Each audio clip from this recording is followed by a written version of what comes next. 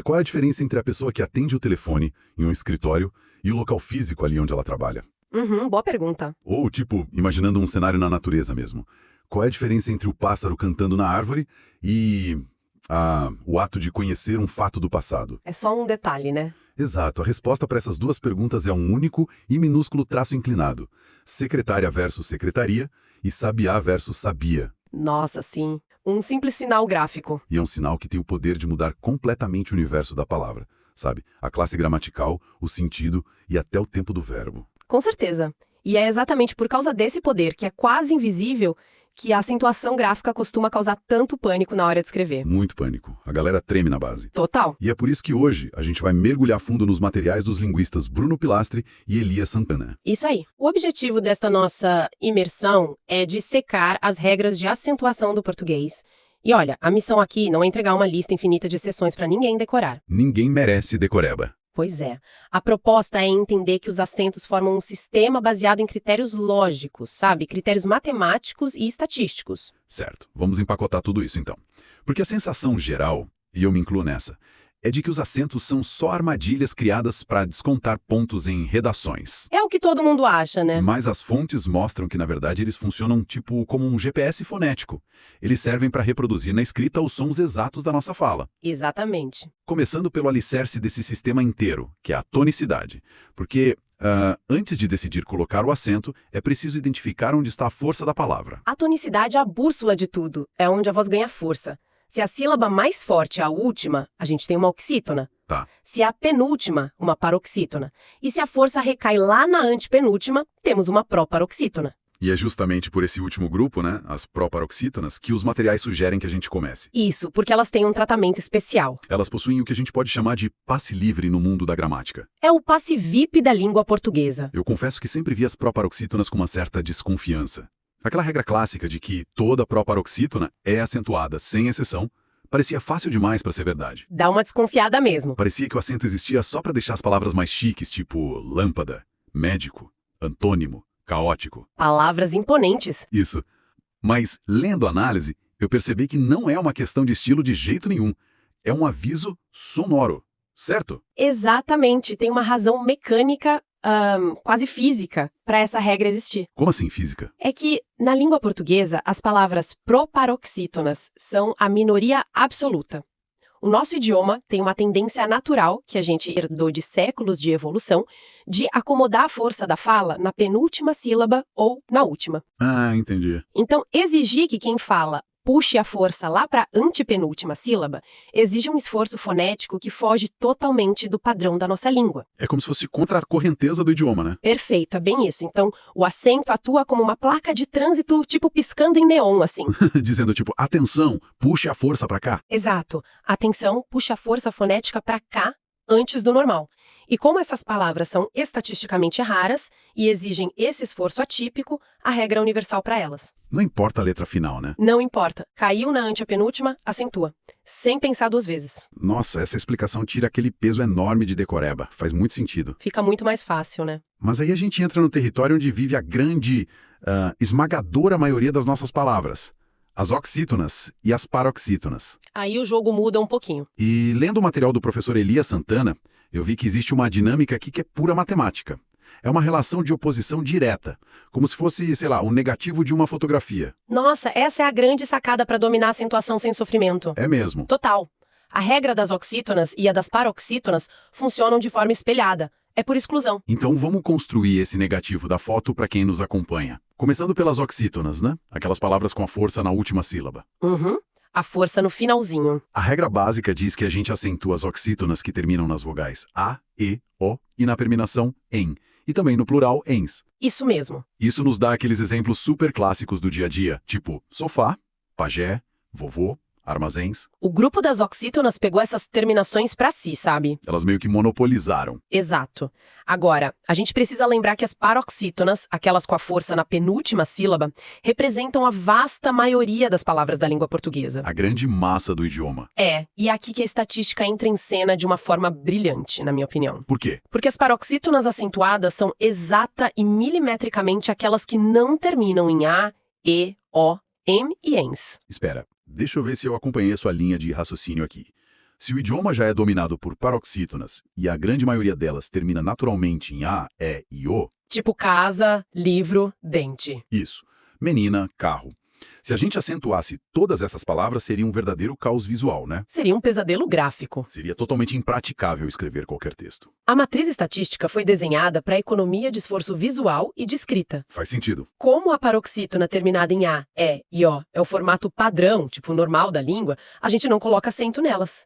O acento só entra nas exceções. Ah, é por isso que herdamos essa regra de exclusão. Sim, se a paroxítona terminar com as letras que são proibidas, vamos dizer assim, que são da regra das oxítonas, ela fica sem acento. Então, se eu pegar a palavra mato ou copo, a força está na penúltima sílaba.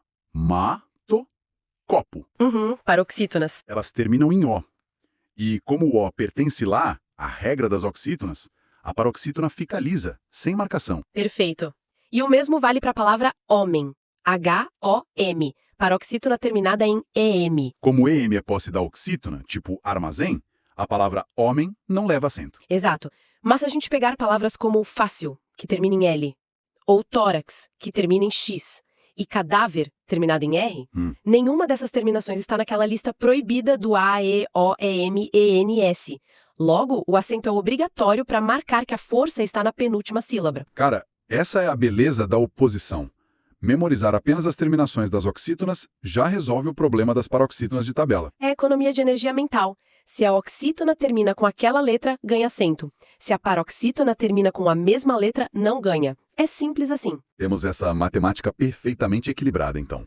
Mas a língua não é feita só de consoantes e blocos sólidos de sílabas, né? Definitivamente não. Às vezes as vogais decidem se encontrar no meio da palavra e logo em seguida se separam, o que nos leva a um novo degrau de complexidade abordado pelas fontes, que são os hiatos. Os hiatos são super interessantes. O encontro vocálico exige uma precisão cirúrgica do sistema gráfico, sabe? Só para deixar claro para quem nos escuta, o hiato ocorre quando duas vogais estão lado a lado na palavra escrita, mas na hora de falar, na emissão da voz, o aparelho fonador separa essas vogais em sílabas diferentes. Isso, elas não se misturam na mesma batida de voz. E a regra do hiato parece passar por cima daquela regra geral de oxítonas e paroxítonas que a gente acabou de construir.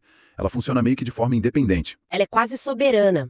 A regra determina que as vogais I e U, quando são tônicas... Ou seja, quando carregam a força da voz. Isso, quando elas carregam a força e formam um hiato com a vogal anterior, obrigatoriamente elas levam um acento agudo. Mas tem um detalhe de estrutura aí, não tem? Tem uma condição inegociável de arquitetura silábica.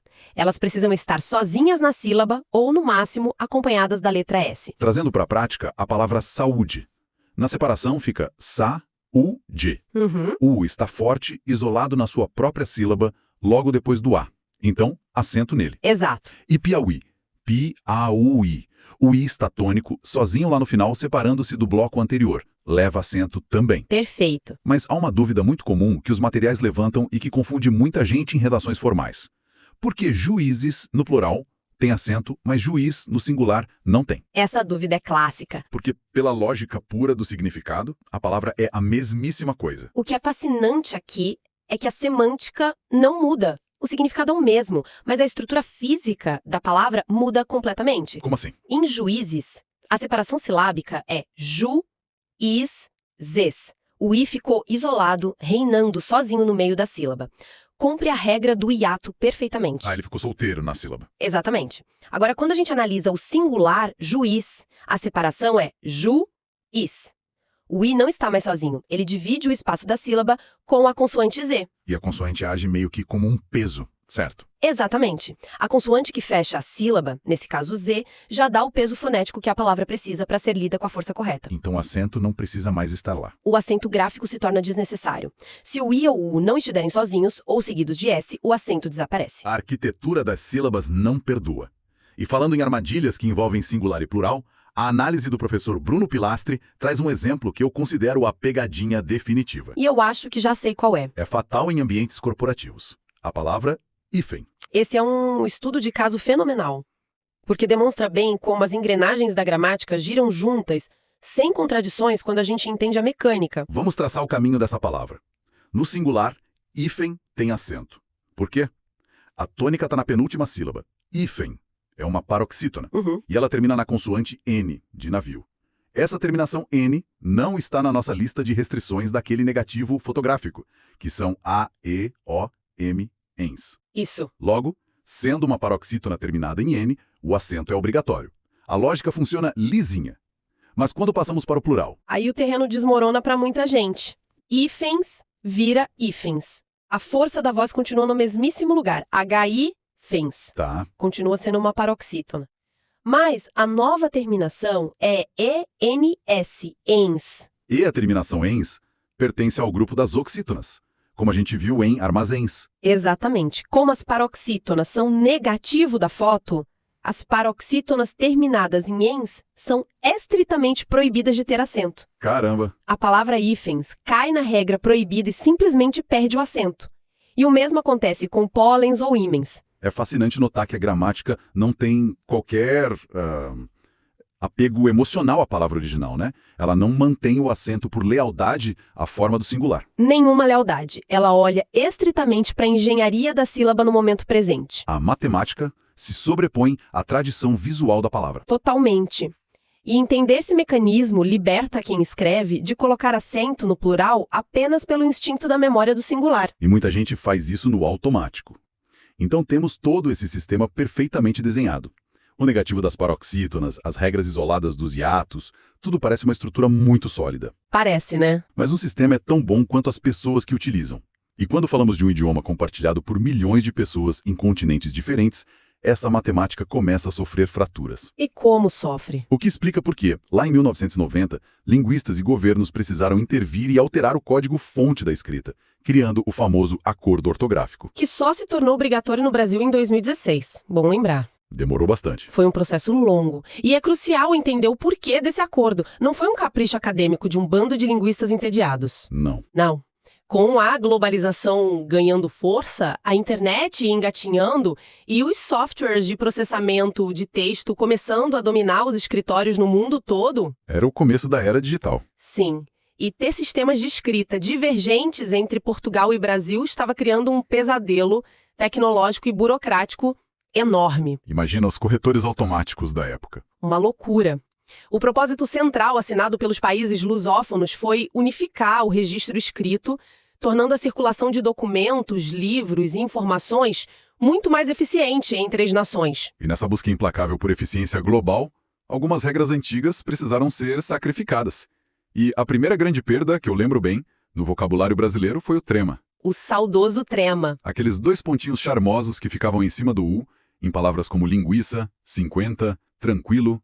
O acordo simplesmente eliminou o trema do mapa. E foi por um motivo fonético muito sólido. Qual? Historicamente, o trema servia para avisar o leitor de que aquele U deveria ser pronunciado, distinguindo de palavras onde o U é mudo, como em guitarra ou águia. Certo. Mas a comissão de linguistas chegou à conclusão de que o falante nativo não precisa de um alerta visual para isso.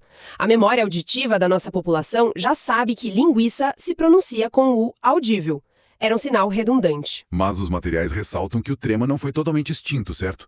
Ele conseguiu um pequeno refúgio. Sim, ele não morreu completamente. Ele sobreviveu exclusivamente em palavras de origem estrangeira e nos seus derivados. Ah, entendi. O respeito à ortografia do idioma original foi mantido.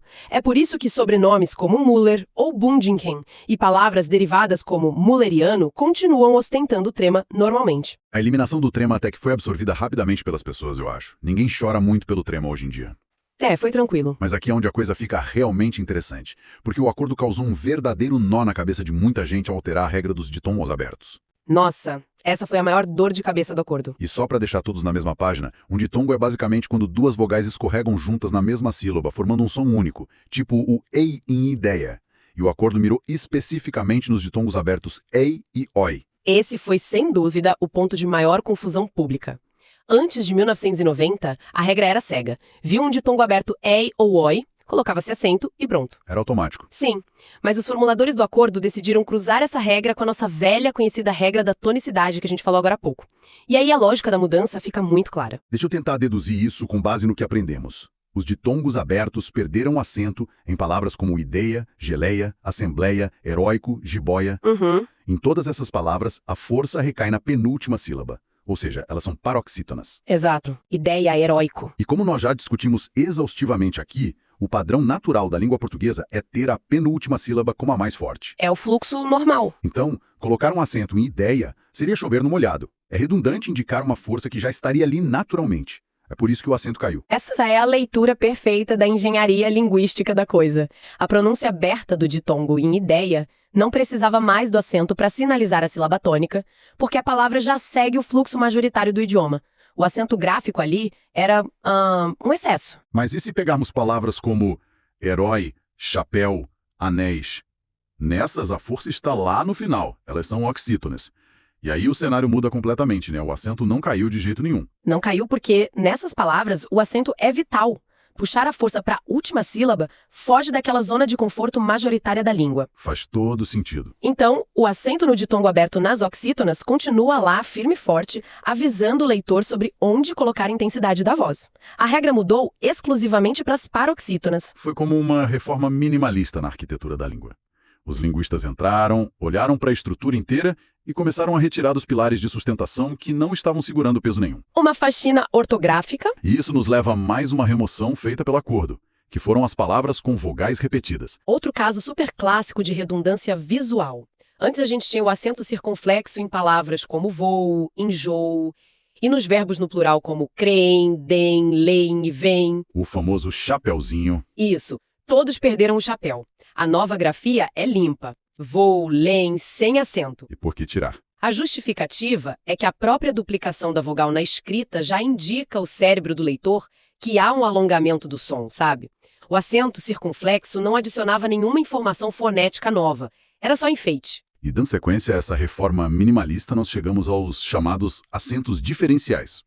Esses acentos existiam apenas para diferenciar palavras que se escreviam exatamente igual, mas que tinham significados completamente diferentes. E o acordo foi implacável com eles, viu? Muito implacável.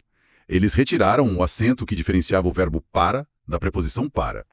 O acento do substantivo pelo, como o pelo do cachorro, que o diferenciava da contração pelo, tipo andar pelo caminho, e também tiraram o acento da fruta pera.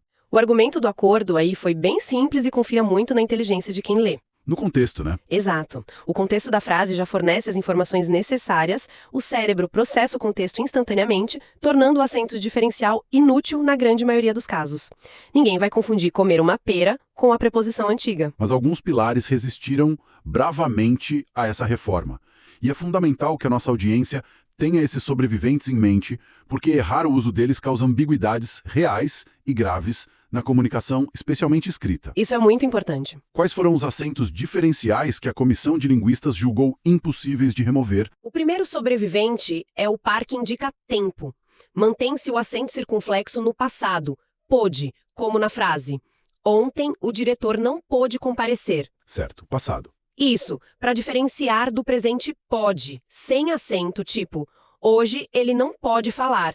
Como o contexto nem sempre é suficiente para determinar o tempo da ação de imediato e a pronúncia do passado é nitidamente mais fechada, o acento precisou ficar. Temos também a manutenção no verbo pôr, certo? Pôr de colocar. Sim, o verbo pôr mantém o circunflexo para não ser confundido com a preposição pôr.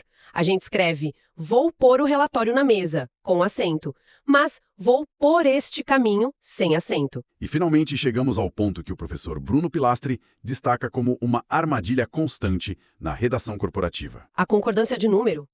Isso, a marcação de singular e plural nos verbos ter e vir. Essa é, sem nenhuma dúvida, a manutenção mais importante que o acordo fez.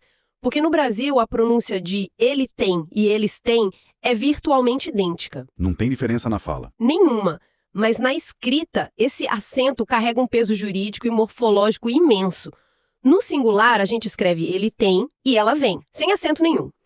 No plural, o circunflexo é obrigatório. Eles têm, elas vêm. E isso afeta verbos derivados também, não afeta? Sim, afeta. Ele mantém, com acento agudo no singular. Eles mantêm, com circunflexo no plural. Nossa, é só imaginar um contrato ou um e-mail importante de negócios. Escrever a empresa tem em oposição a as empresas têm sem o circunflexo pode gerar confusão sobre quem detém a responsabilidade de uma cláusula, por exemplo. É um perigo. O acento garante a segurança jurídica do texto ali. O que nos leva à pergunta central de toda essa nossa análise de hoje. Então, o que tudo isso significa para nós na prática? O valor real disso tudo, né? Sim. Qual é o valor de destrinchar essas lógicas de oposição, essas regras de hiatos e as reformas ortográficas? O maior valor é a autonomia. Entender que as paroxítonas funcionam por exclusão, compreender por que ideia perdeu acento, mas herói não, ou dominar a concordância do verbo ter lá no plural, isso liberta quem escreve de depender cegamente do corretor automático. O Word não sabe de tudo. E mais do que isso, transmite intencionalidade. Um documento redigido com o domínio consciente dessas regras reflete um nível de clareza, de atualização técnica e de cuidado com os detalhes que não passa despercebido no mundo profissional de hoje. É a diferença entre simplesmente digitar um monte de palavras e realmente dominar a tecnologia da escrita. Perfeito. Mas considerando que a gramática é apenas o reflexo de como a sociedade se comunica em um dado momento, isso nos deixa com uma reflexão final que vai muito além dos manuais lá de 1990. O que você tem em mente? As fontes deixam bem claro que aquele acordo buscou unificar a linguagem escrita para um mundo que começava a se conectar por computadores, né? Sim, aquele início da globalização digital. Mas hoje a realidade é outra, cara. Com a velocidade astronômica das redes sociais, os aplicativos de mensagens curtas criando novas gírias o tempo todo, alterando a fonética e fundindo idiomas globalmente a cada segundo. É muito rápido. Será que essa hiperconexão digital vai nos empurrar para a necessidade de um novo acordo ortográfico muito antes do que qualquer linguista poderia prever? É uma excelente pergunta. Fica aí a provocação para quem nos ouve continuar observando como a língua respira, muda e se adapta ao nosso redor. E assim a gente encerra essa nossa imersão profunda nas engrenagens do idioma. Até a próxima. Tchau, tchau.